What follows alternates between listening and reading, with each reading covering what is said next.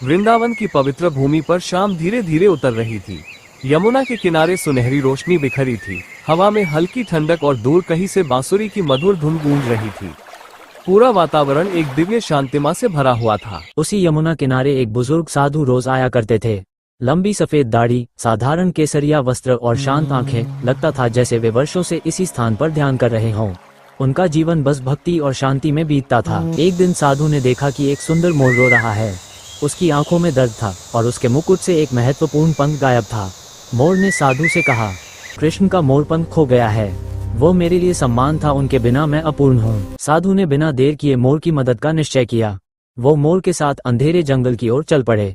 रास्ता कठिन था, लेकिन मोर पंख हल्की दिव्य रोशनी दे रहा था, जिससे रास्ता दिख रहा था, मानो स्वयं भगवान मार्गदर्शन दे रहे हों। जंगल गहरा था। पेड़ों के बीच से चांदनी झर रही थी, जुगनू चमक रहे थे और वातावरण रहस्यमयी होते हुए भी आशा से भरा था। साधु का हृदय श्रद्धा से धड़क रहा था। ऐसे ही चलते हुए वे एक कदम के वृक्ष तक पहुंचे। वहीं राधा और कृष्ण बैठे थे। कृष्ण के हाथ में बांसुरी और राधा की मुस्कान चांदनी से भी अधिक कोमल थी। उन दोनों के चारों ओर हल्की दिव्य आभा थी। साधु ठहर गया, मानो समय रुक गया हो। साधु कांपते हाथों से खोया हुआ मोरपंख आगे बढ़ाता है। कृष्ण मुस्कुराते हुए कहते हैं, यह पंख सिर्फ सजावट नहीं, प्रेम और विश्वास का प्रतीक है। राधा जोड़ती हैं, जो प्रेम से लौटाया जाए वह हमेशा पुण्य बन जाता है।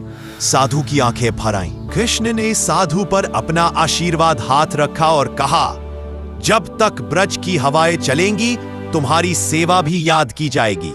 तुम्हारा प्रेम हमारे हृदय तक पहुंच गया है।